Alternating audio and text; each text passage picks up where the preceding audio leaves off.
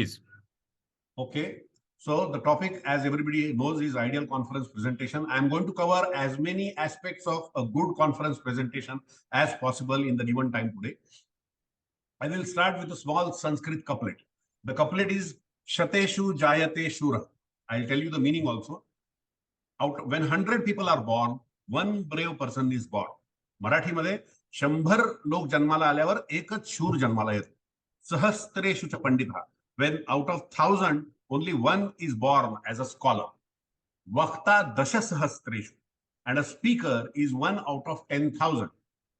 And last, data bhavati va na bhavati. Means a donor may or may not be born at all. So the moot point is 1 in 100 is a brave person, 1 in 1,000 is a scholar, and 1 in 10,000 is a speaker. So does it mean that in order to be able to make an ideal conference presentation, you have to be 1 in 10,000? The answer is no, because Vakta or an orator is only one aspect of a conference presentation. I am going to elaborate on all the other aspects except oratory in an ideal conference presentation. I will liken a conference presentation to delicious, palatable food. How are delicious and palatable dishes made? If you are given wonderful ingredients, if you are given the best possible spices and condiments, is it essential? Is there a guarantee that with the use of all these, you will be able to make the best possible food? Can you force down food the throats of children or family members simply because it is nutritious? Can you tell people, "Hey, खूप चांगलं आहे तब्येतीला, हे तुम्ही खाल्लंच पाहिजे"? Just because it is good looking? The answer is no. You have to achieve a lot more things in order to be famous as a good cook, for your food to be appreciated, for people to enjoy the food. What are those? You have to make the food tasty, you have to make it attractive, you have to make it delicious, and you also have to make it palatable. I hope you understand. चविष्ट पण पाहिजे, आकर्षक पण दिसायला पाहिजे, त्याच्यातनं चांगले aromas आले पाहिजे, आणि ते खायला जळजळलं नाही पाहिजे, अति तिखट नाही लागलं पाहिजे, ऍक्सेप्टेबल आणि पॅलेटेबल पाहिजे. हे सगळे गुण असतील तरच तुमचं food appreciate. Now, for that food to be appreciated and for that food to be called as good food, it has to have good ingredients. चांगले पदार्थ, चांगले components वापरल्याशिवाय your food cannot be good. So you have to have good ingredients. Like food requires good ingredients, a presentation requires good content. So unless you have good content, your presentation will not sail through. For the food to have, like there is nutritious value in food, in a presentation there has to be academic value. Culinary skill म्हणजे पाककला. So like that, you have to have a good culinary skill to be able to cook good food. You have to have a good expression skill to make your presentation acceptable and appreciable. Garnishing and decorating, म्हणजे जसं वर कोथिंबीर टाकतात, खोबरं खाऊन टाकतात, हे जे गार्निश आणि फूड डेकोरेशन करावं लागतं, तसंच presentation also requires to be decorated.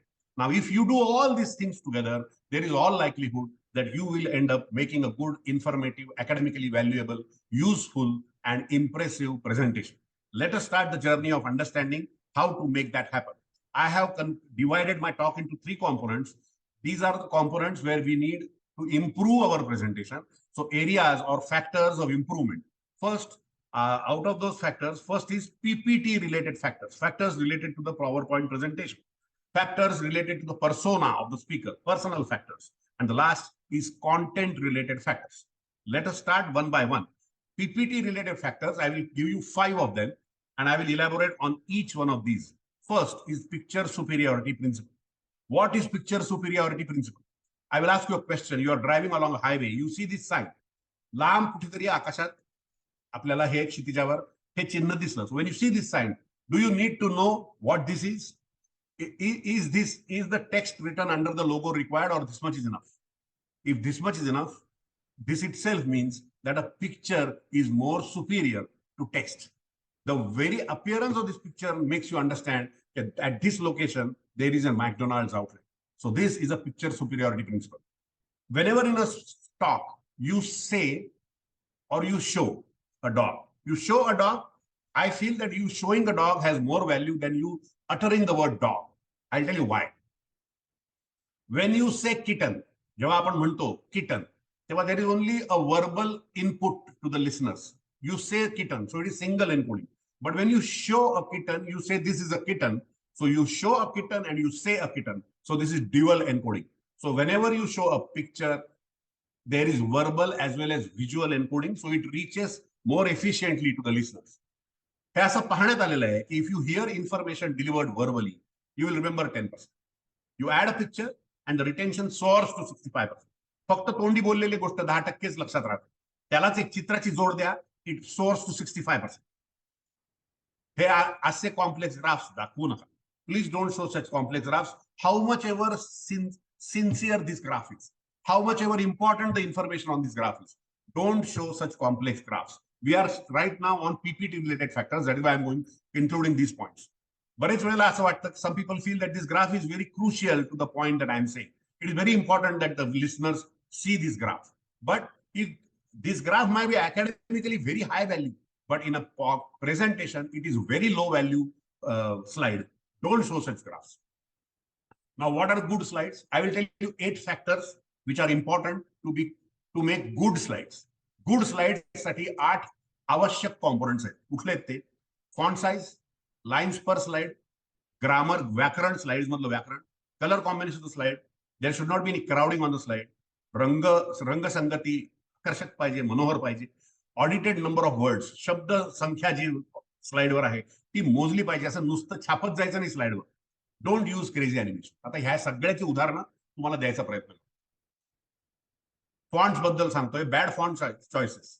त्यातलं पहिलं वाक्य is too small, second font size is too large, third is too fancy, fourth मध्ये फॉन्ट कलर शब्द भलत्याच रंगात लिहिलेला आहे, it is not making it easy to read. And तिसरा नेक्स्ट बुलेट जो आहे बॅडली अलाइंड. हे असे भन्नाट fonts, this kind of fancy fonts, just because they are not seen elsewhere, you should not use in your presentation. Color combinations. There are good, better, and best color combinations, but there are bad, horrible combinations also. This is good. This is also good. आता पुढे जे 3 दाखवणार आहे, they are bad, worst, and horrible. These are bad color combinations. When you make a slide, see to it that you don't use such color combinations. जो काही background आहे त्याच्यावर ठळक उठून दिसेल, कॉन्ट्रास्टिंग असेल असाच रंग टेक्स्ट करता वापरला पाहिजे. Use limited number of lines per slide. खूप गर्दी करून ठेवा. एका स्लाइड मध्ये भरपूर मॅटर कोंबण्याकरता इतकं काही त्याच्यावर लिहून ठेवतात की ते अति नंबर ऑफ स्लाइड्स येतात. हे बघा, ही एक उदाहरण. काही अकॅडमिक म्हणजे मेडिकल विषयावरची स्लाइड नाही, पण उदाहरण म्हणून मी दाखवले. हे असं मागे एक चित्र दाखवायचं नद्यांबद्दल बोलताना आणि मरणाच्या लाईनी त्याच्यात लिहून ठेवायच्या. याला काही अर्थ नाही.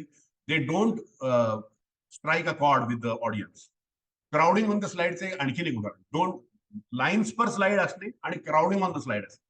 Besides lines, you can use, many people use shapes, flowcharts, clip arts, and they crowd the slide with so much that the listener and the viewer gets lost in that slide. Don't make such crowding in the slides.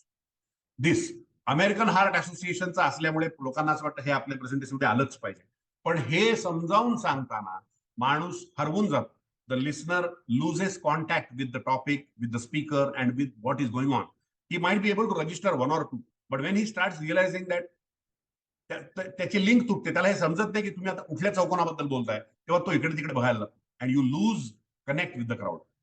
Grammar, you have to use correct grammar. या वाक्यात 2-3 ठिकाणी शब्द चुकलेले आहेत, पण हे वाक्य ऐकायला, उच्चारण केलं या वाक्याचं तर perfect. It isn't fair that people जज other people by their grammar. पण चुकलंय काय? फेअर म्हणजे भाडं, बाय म्हणजे BUY म्हणजे खरेदी, आणि देअरचं स्पेलिंग पण चुकलंय. ह्या चुका कुणी कॉन्फरन्समध्ये हात वर करून उभं राहून तुम्हाला दाखवणार नाही. डॉक्टर तुमचे हे स्पेलिंग चुकलंय कोणीही म्हणणार नाही. पण what happens is Wien you do this, the first thing that happens is a person who understands his mistakes loses faith in you as a speaker. मला मार्गदर्शन करायला हा माणूस लायक आहे का असा प्रश्न त्याच्या मनात उभा राहतो, फक्त व्याकरणाच्या चुकामुळे.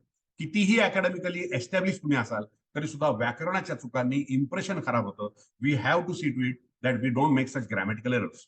मग ह्याला उपाय काय? सोपा उपाय. If English has not been your first language in education, let us presume that you have got educated in a non English medium school. Proof read your presentation from somebody else at least once. तुमच्या ग्रुपमध्ये, तुमच्या गावामध्ये, तुमच्या ओळखीमध्ये, मित्रमैत्रिणींमध्ये find out a person who will proof read your presentation, point out mistakes, eliminate those mistakes, and then go ahead with that presentation for the program. This is very simple. It's very much possible. आणि कालांतराने ह्या चुका व्हायच्या बंद पण होतात. आणखीन काही करण्यासारख्या गोष्टी. Replace group of words by singles Wien possible.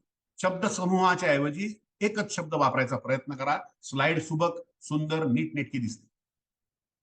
Don't use too many words when few can suffice. बऱ्याच शब्दांच्या ऐवजी जर 2-3 शब्द वापरून भागणार असेल Try to do that. Simplify verbs. क्रियापद simplify करा. I'll show you examples.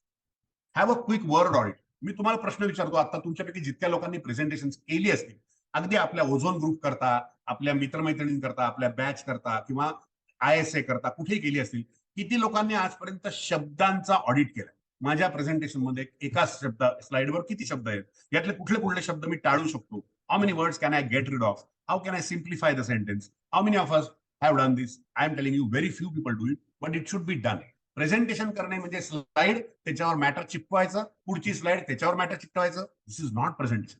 Presentation मध्ये स्लाइड केली, आपल्याला बरी वाटली, मला हवी ती सगळी माहिती ह्याच्यात आली आहे, आता मी ही आणखीन सुंदर, आणखीन सुबक, आणखीन आकर्षक, आणखीन लोकांपर्यंत पोहोचेल ह्याच्यासाठी काय करू शकतो, असा प्रत्येक स्लाइडवर विचार केला गेला पाहिजे. त्याला म्हणतात आदर्श प्रेझेंटेशन.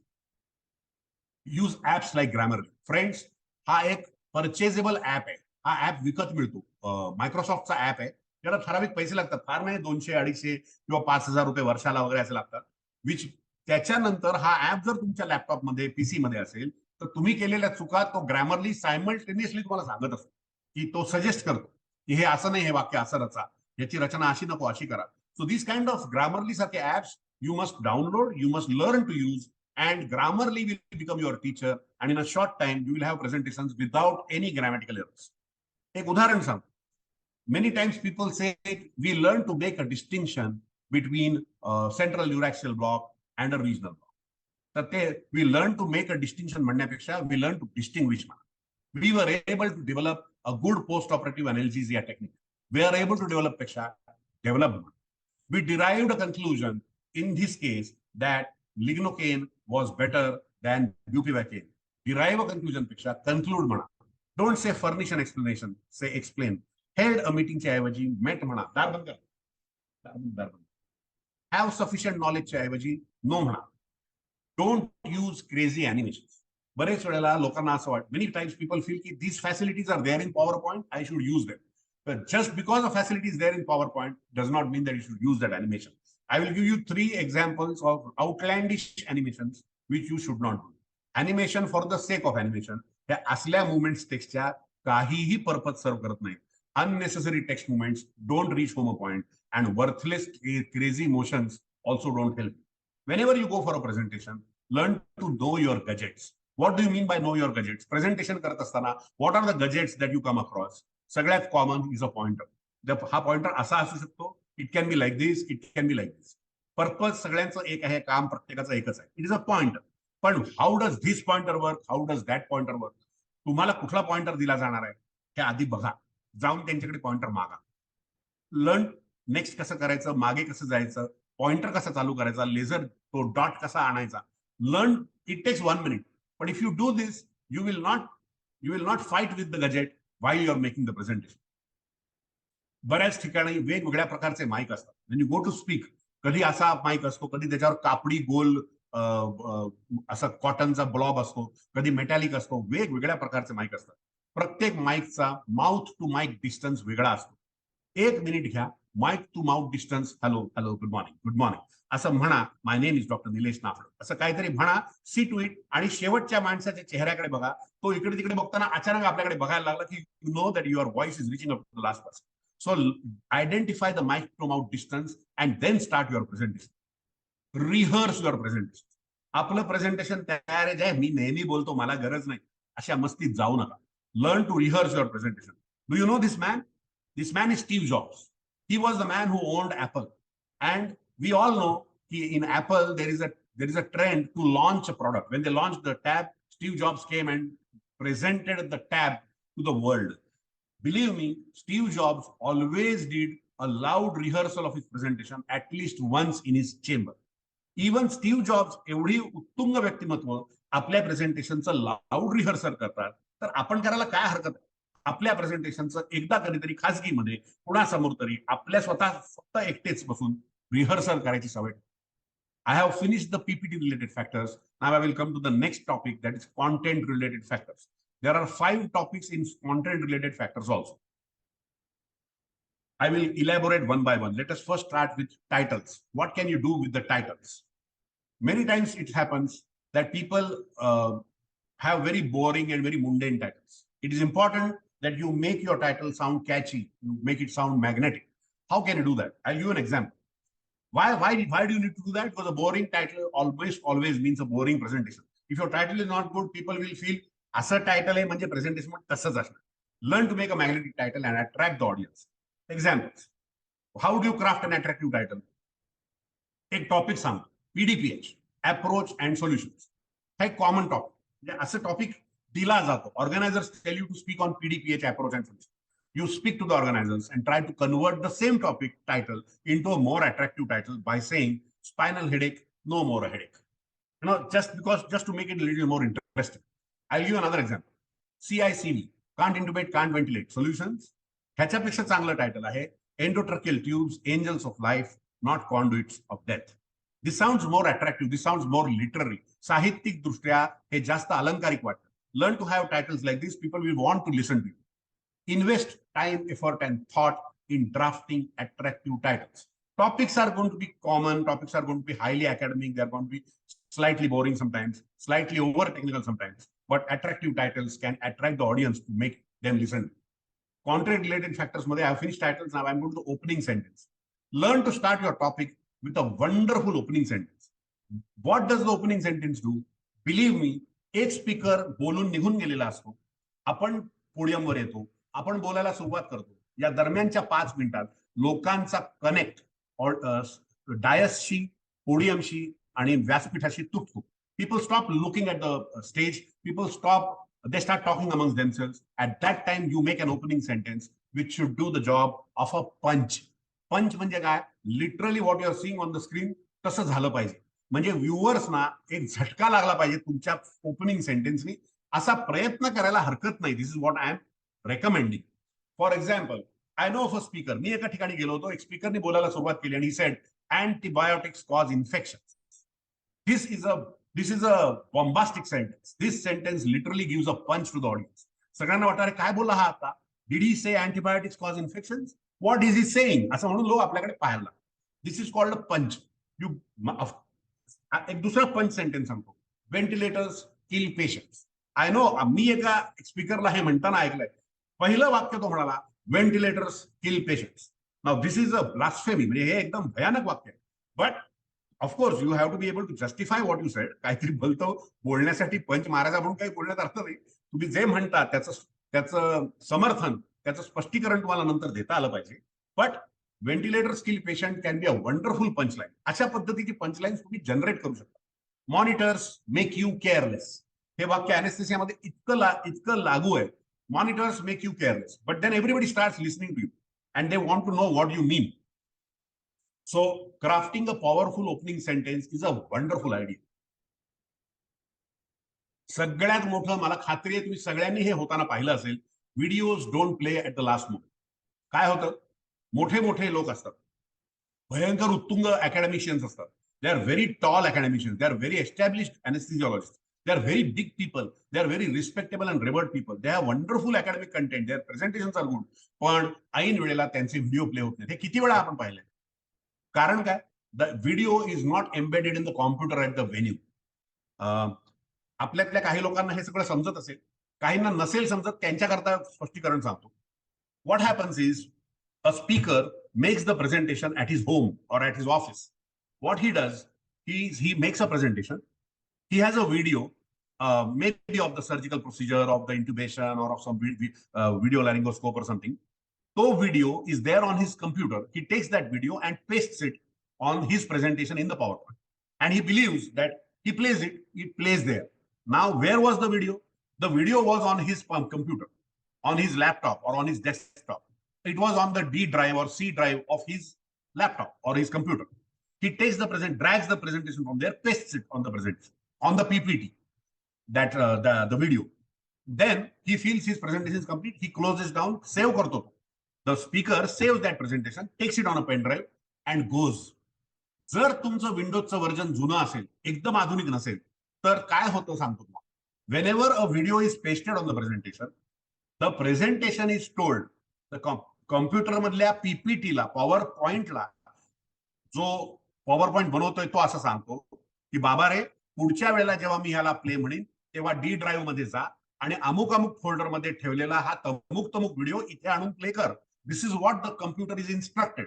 सो द कम्प्युटर म्हणतो ठीक आहे, तुम्ही सेव्ह करता तेव्हा या इन्स्ट्रक्शन सकट पीपीटी सेव्ह होतं. तुम्ही तो पेन ड्राईव्हवर घेता, पेन ड्राईव्ह जाऊन कुठेतरी कोइंबतूरला जाऊन लावता आणि वेन यू प्ले तो व्हिडिओ तिथे नसतो, कारण तो व्हिडिओ तुमच्या कॉम्प्युटरच्या डी ड्राईव्ह मध्ये. तुम्ही पीपीटीला सांगितलं जा डी ड्राईव्ह मधून व्हिडिओ घेऊन ये, पीपीटी म्हणतो ड्राईव्ह मध्ये व्हिडिओ नाहीच आहे. So what happens is that video is not embedded in the computer at the venue. त्या व्हेन्यूच्या कम्प्युटरवर ते प्रेझेंट तो व्हिडिओ असणं फार गरजेचं आहे. हे काही लोकांना कळत नाही आणि म्हणून त्यांचे व्हिडिओ प्ले होत. किंवा जर तसं जमणार नसेल तुम्हाला तर तुमचा लॅपटॉप जोडण्याचा आग्रह करा. Insist to use your own PC, insist on using your own laptop and use it at the site or at the venue. These are the two options. Mitro, I am going to play a video now after this, and I am telling you that my video will play 100%. खात्री लायक सांगतो, आता play करतो.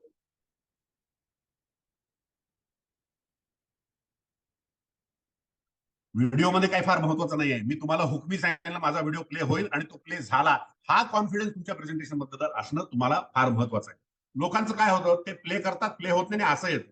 ते जाऊन तिकडे खाली सारखं डावीकडे प्ले करत असतात आणि पीसी सांगतो PowerPoint cannot play the inserted video, verify that the file exist on the local drive and try again later. म्हणजे मी जे तुम्हाला मगाशी एक्सप्लेन करून सांगितलं ते that is why videos don't play. I have finish that point. I am shifting to the next. Take home message. आपल्या presentation मध्ये एक टेक होम मेसेज द्यायचा शिरस्ता ठेवा, शिष्टाचार ठेवा, सवय ठेवा. Stick to a stable view point, don't waver. Spinal चांगला आहे म्हणायचं असेल तर स्पायनल चांगला आहे शेवटपर्यंत म्हणत राहा. मध्येच कधीतरी एपिड्युरलचं समर्थन करू नका, मध्येच कधीतरी जनरल अनेस्थेसियाचं समर्थन करू नका. Don't end up supporting to confounding views. Stick to one view point and give it as a take home message. Put the take home message in one slide, independent slide if possible, at the end of the presentation.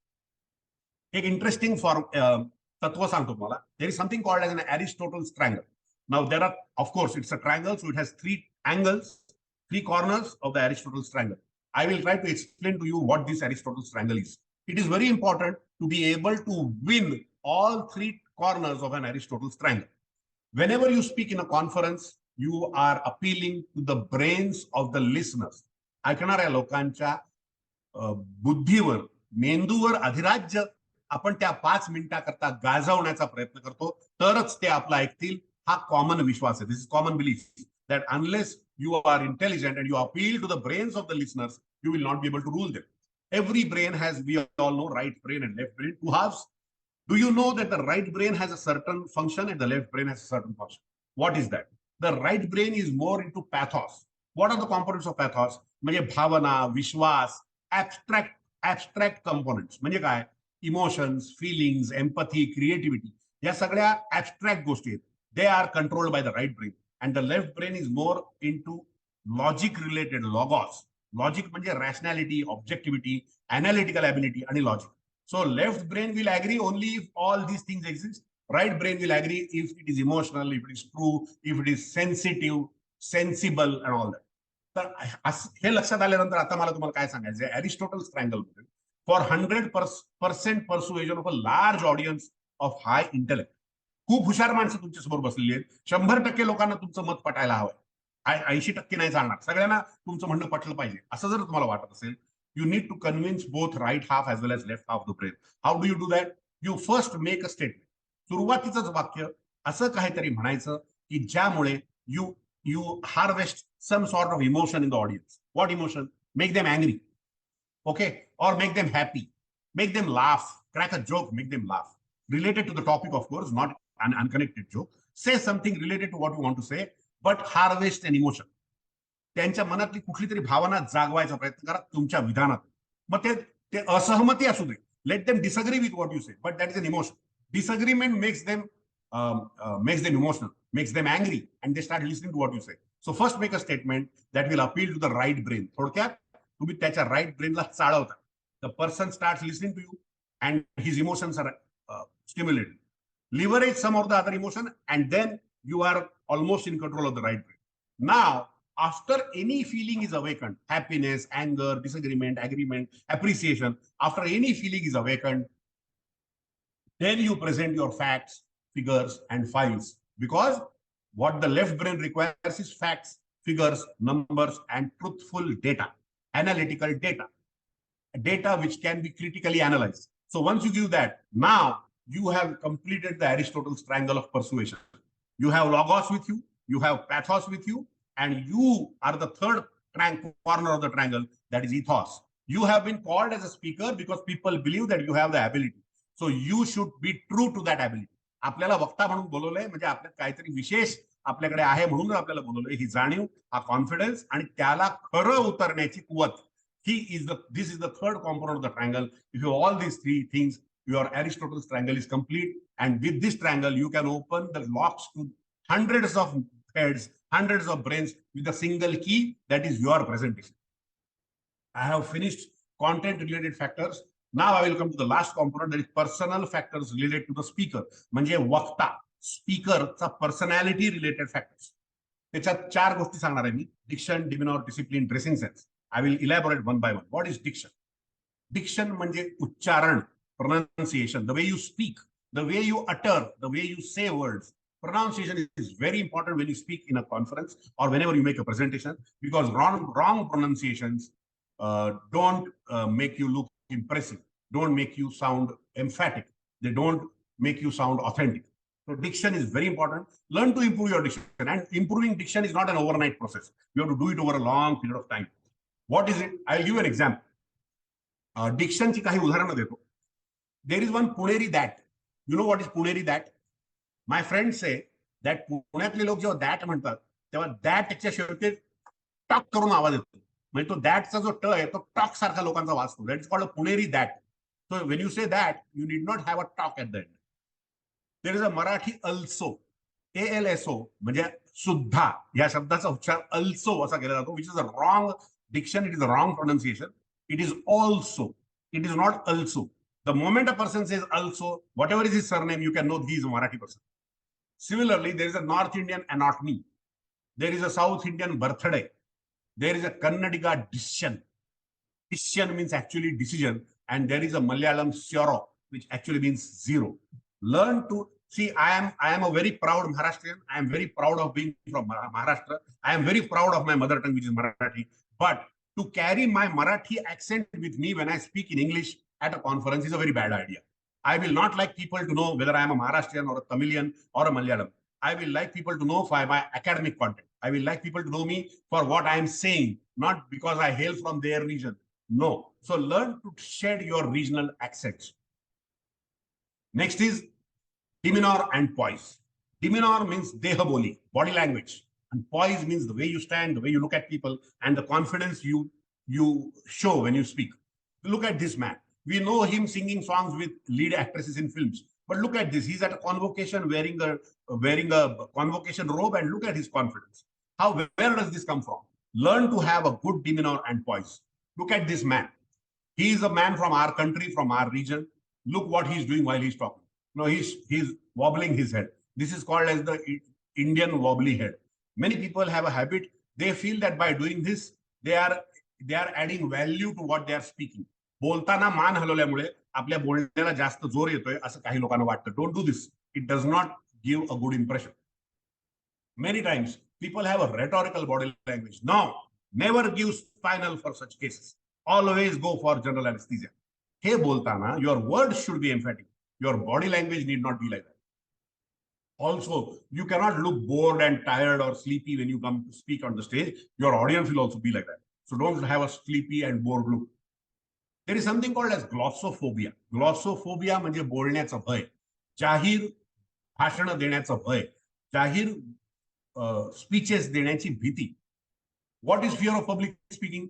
त्यात काय होतं? When a person is feared, when a person is scared of speaking in public, he looks scared, he looks worried, he looks flustered, and he looks tensed. He also looks hyper. He starts talking aloud. खूप मोठमोठ्याने बोलतात, जास्त हातवारे व्हायला लागतात, paper जास्त चाळवायला लागतात. See to it that you eliminate all these. हे सगळं एका रात्रीत, एका आठवड्यात, एका दिवसात होणारी गोष्ट नाही. You have to work on this, and this is very easy to achieve with practice. याच्यासाठी 10,000 एक वक्ता असण्याची गरज नाही. Make eye contact with all the listeners. आपल्या ऑडियन्स कडे बघायला शिका. Talk to the crowd, not only to the front rows. काही लोक फक्त समोरच्या रांगेतल्या लोकांकडे बघतात. How does it help? Eye contact काय होतं? It converts the passive receivers म्हणजे ऑडियन्स इंटू ऍक्टिव्ह पार्टिसिपेंट्स, आणि तुमचा एकट्याचा जो मोनोलॉग आहे तो डायलॉग मध्ये रूपांतरित होतो. So always learn to have an eye contact, mind where you stand, keep a watch where you stand. Sometimes खूप फ्रेन्झीमध्ये एक्साइट होऊन लोक असं जाऊन दाखवायला लागतात. तुमच्याकडे पॉइंटर दिलेला असतो पण तो विसरतात आणि तरी सुद्धा पुढे जातात. ह्याने तर निळा शर्ट घातला, त्या निळ्या कलरमध्ये हरवूनच गेला. He has got almost camouflaged by what he's. So don't go over the presentation and don't. So mind where you stand. For God's sake, don't read slides ad verbatim. Slide वर लिहिलेलं जसंच्या तसं वाचणारे लोक हे पुअर प्रेझेंटर्स आहेत. आपण सुद्धा हे करत असलो तर कॉन्शियसली तपासून पहा की आपण असं करत नाही ना. आपण सगळ्या स्लाइड वाचून तर लोकांना दाखवत नाही ना. तुम्हाला काय वाटतंय? People come to listen to what you have written on the screen. You feel they cannot read? Answer is no. So stop reading out slides to people. स्लाइडवर मोजके शब्द लिहा, त्याचा फक्त रेफरन्स म्हणून वापर करा and talk to people. I have finish talking about demeanour and diction. I am going to talk about discipline. घड्याळावर लक्ष ठेवा. Know the time of your presentation and be present near the dais before time. I will not forget when I had come for Aurangabad conference when Dr. Balaji was the state secretary. Every speaker used to get a message. Please come to hall A. तुमचं थोड्या वेळात lecture आहे. So we used to get messages for moderation, for speaking. प्रत्येक गोष्टीचा message conference secretariat कडनं प्रत्येक माणसाला औरंगाबादमध्ये येत होता. Wonderful execution by doctor Balaji at that time. But you have to have it yourself. तुमच्या आतमध्ये ते असलं पाहिजे. त्यांनी नाही बोलवलं तरी you should go near the dais well before time. एवढंच नाही. Be sensitive about the time allotted. किती वेळ दिलाय and you plan to add 1 minute before. असं होतं की तुमच्या काही स्लाइड्स लांबल्या आणि तुमच्या महत्वाच्या 10 स्लाइड्स झाल्या, पण त्या 10 स्लाइड्स ज्या राहिल्या त्यांच्याबद्दल बोलण्याचा हावरटपणा सोडून द्यायचा असतो आणि पटकन पुढे जायचं असतं. आणि जर असं झालं की शेवटच्या आधीची बेल वाजले तर शेवटच्या स्लाइड्स सॅक्रिफाईस करण्याची तुमची तयारी पाहिजे. This is most important. Dressing sense. लांब लांब कोट, मोठ्या भावाचे वाटतात असे कोट घालू नका. फॉर्मल वाटावेत पण फॉर्मल नसलेले असे पुअर फिट कोट घालू नका. इन्फॉर्मल जॅकेट घालून कॉन्फरन्सला जाऊ नका. आणि कधीतरी लहानपणी शिवलेला कोट असा घालू नका. कोट घालणं गरजेचं नाही. अशा गुलाबी आणि पोपटी हिरव्या पॅन्ट्स वगैरे घालू नका. Learn to don't make uncanny colour combinations. Wear good colour clothes. If all the above protocols are followed, there is all likelihood that the presentation would be, as I had started with, informative, academically valuable, useful, and impressive presentation. Thank you very much to everybody. हा photo ओझोननी तुमच्या flyer मध्ये वापरलाय, पण आता मी असं अजिबात दिसत नाही. I use to look like this maybe 5 or 6 years back. This would be a more better depiction. I am Dr. Nilesh Naphade. Thank you very much.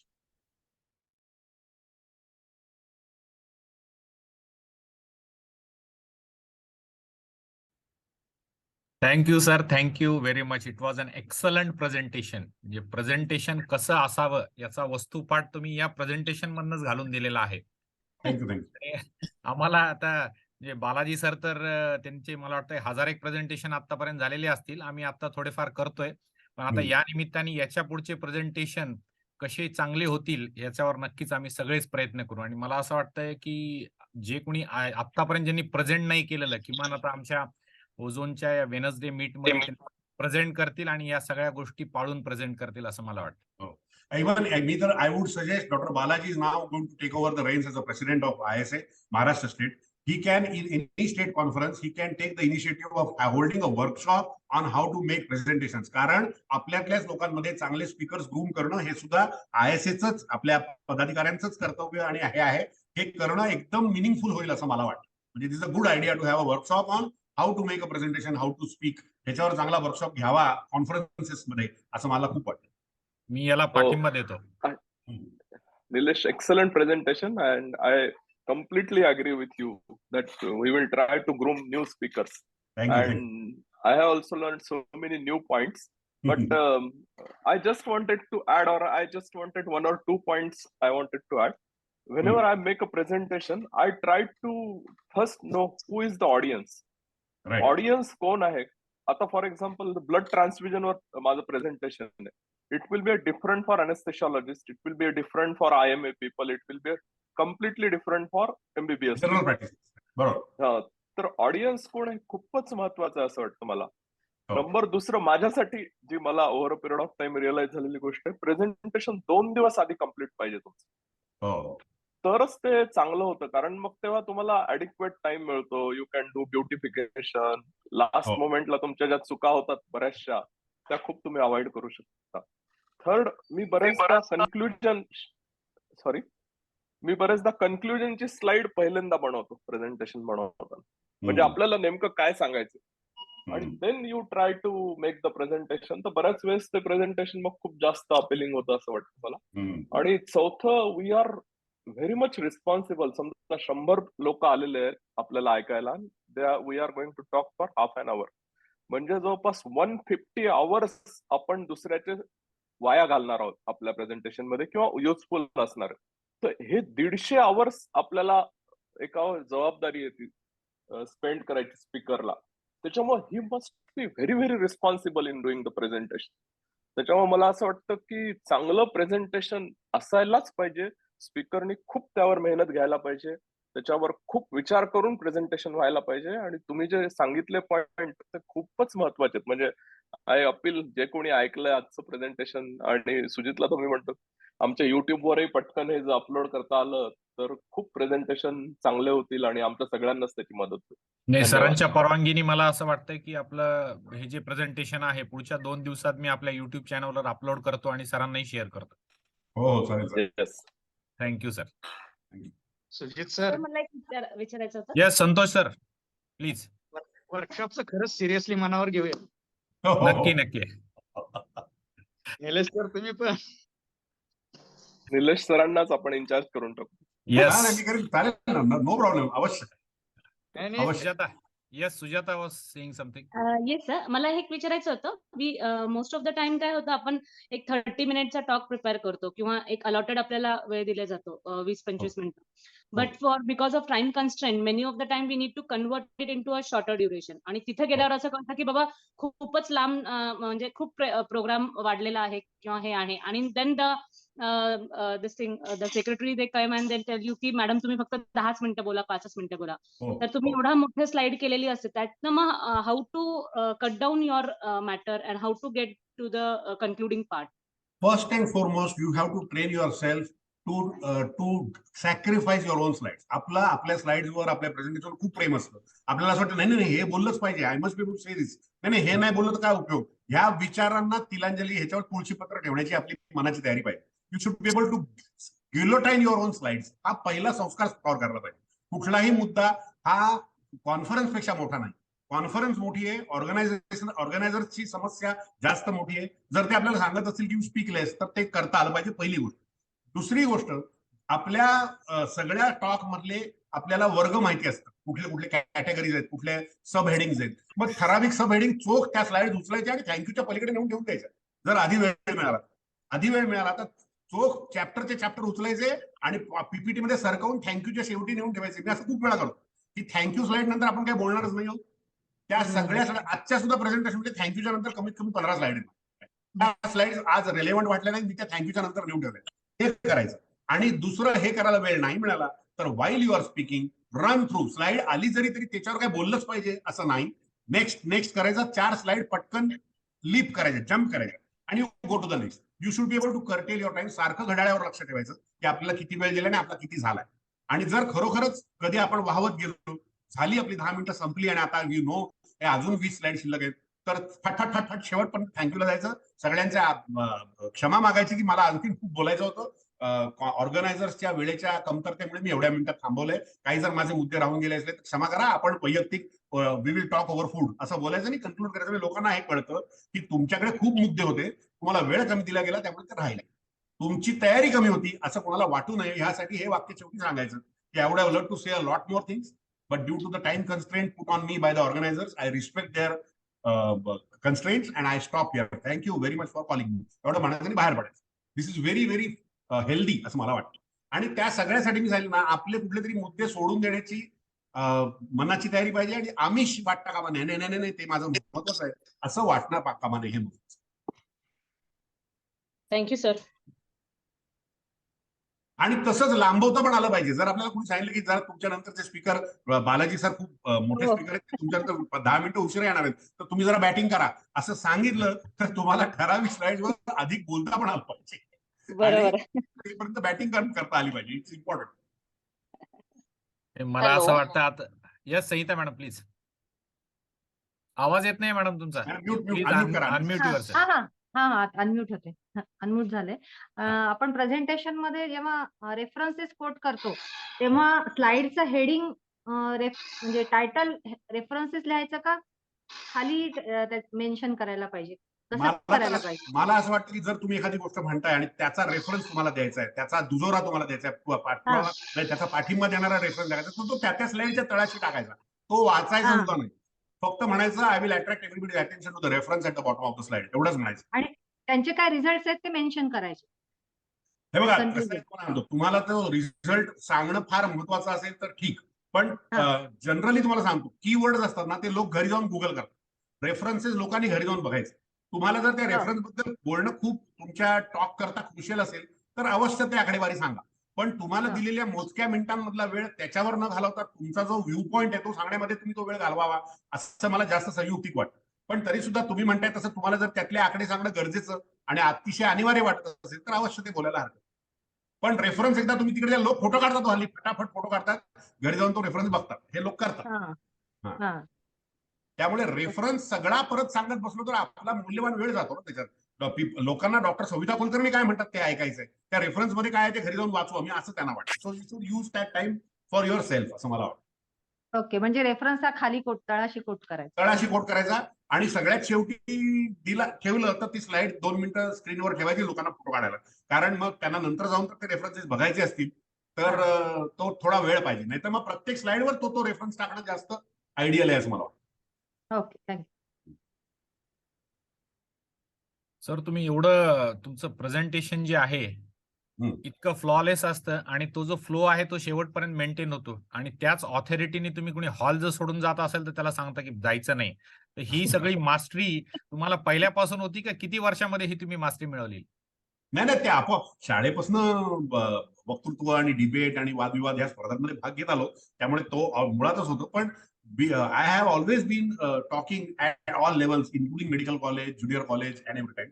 आणि सगळ्यात महत्त्वाचं माहिती का, मी एक आणखीन सांगतो, इकडे मुद्दा मला सांगायचा राहिला. खूप लोकांना असं वाटतं की प्रेझेंटेशन मध्ये फार जास्त रंग असतील, फार जास्त बाण आणि गोल आणि इकडनं काहीतरी येते तिकडनं काहीतरी येते असं असेल तर ते छछोरपणाचं आहे असं काही लोकांना वाटतं.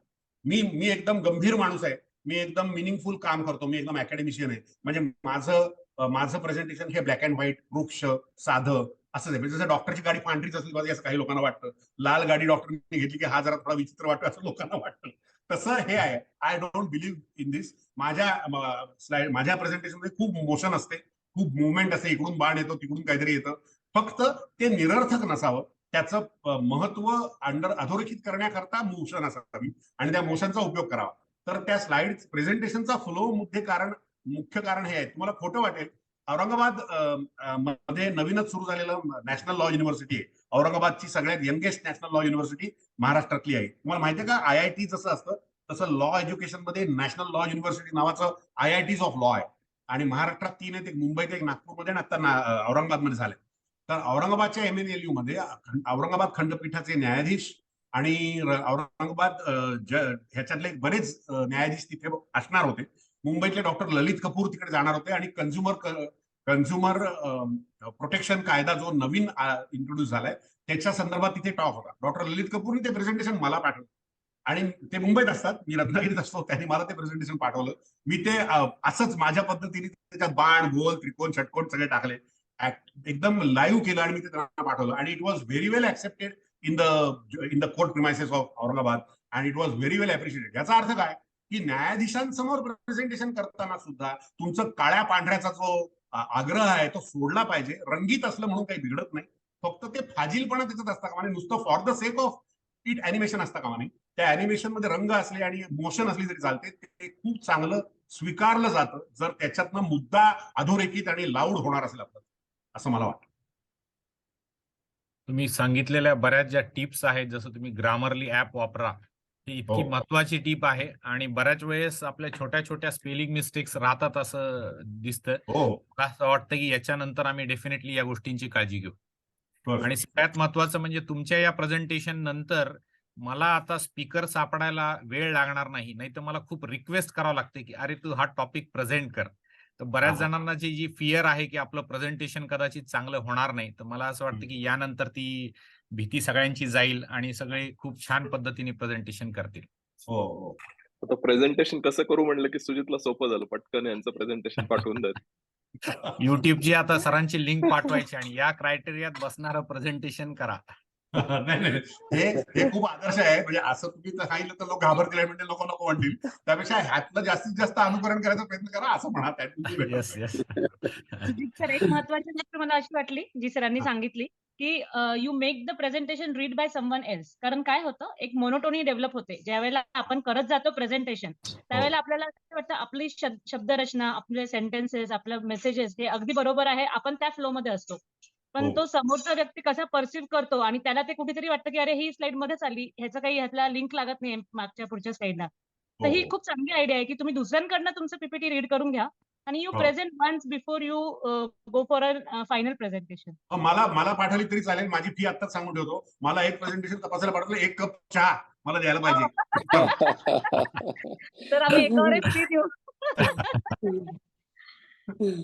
नाही, डेफिनेटली सर. म्हणजे याच्यामुळे एक तर आमचा कॉन्फिडन्स पण डेफिनेटली वाढलेला आहे की आता आम्हाला कळालंय की काय बघायला पाहिजे.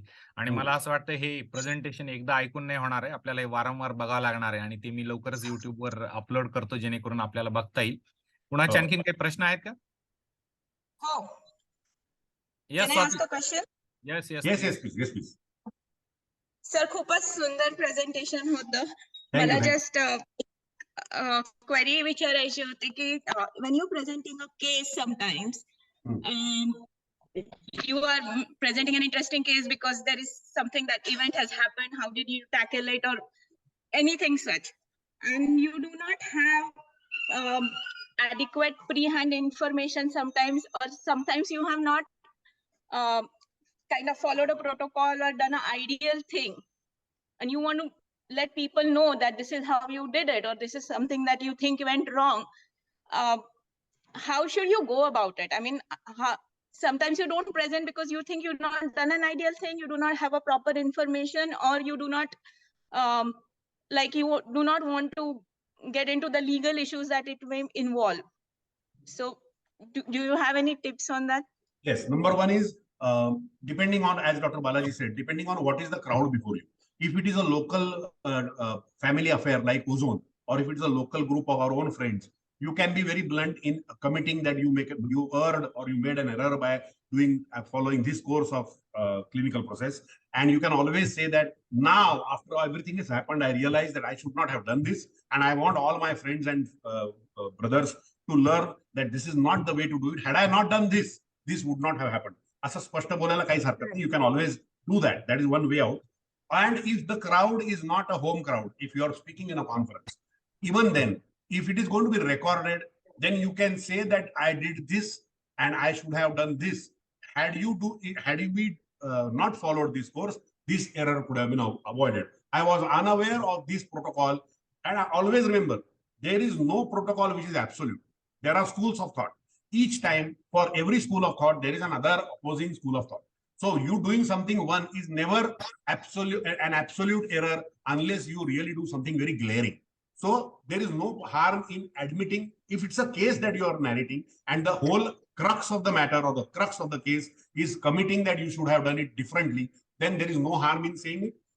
You just say that there is no strict protocol of doing this particular case like this, and hence I followed this process and I realized that this process did not give me the best results. I feel this is the better way of saying. Frankness is also important, and people will value you more rather than if they realize that you are fudging some details, you are concealing some facts. They will realize that this is not a truthful presentation. It is better to be truthful and transparent and upfront whenever you have something to say like this.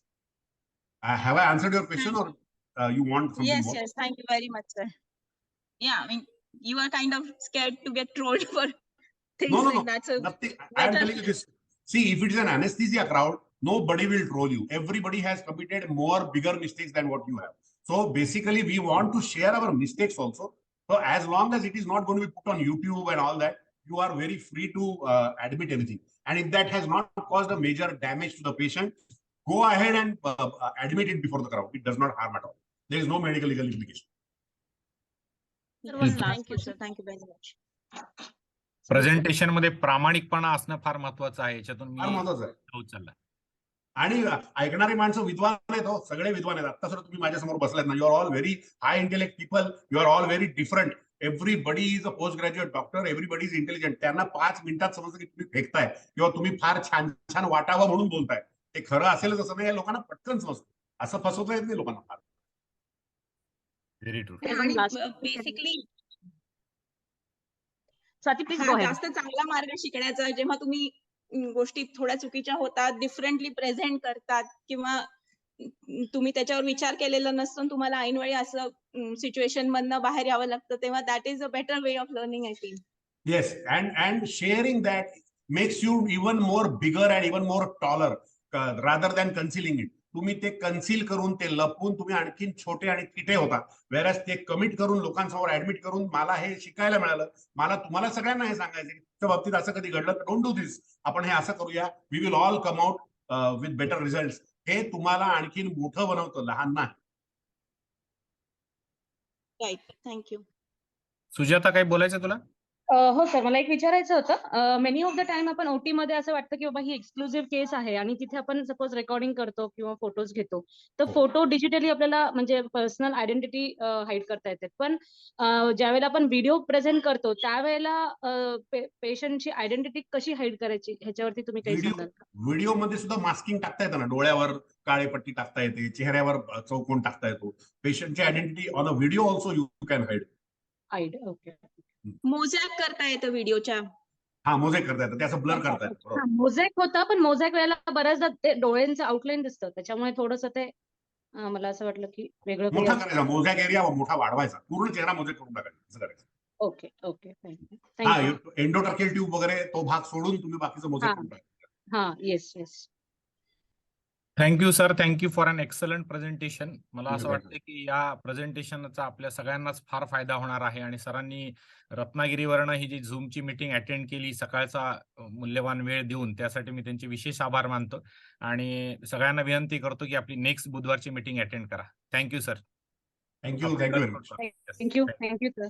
Thank you. Thank you, sir. Thank you all. Thank you.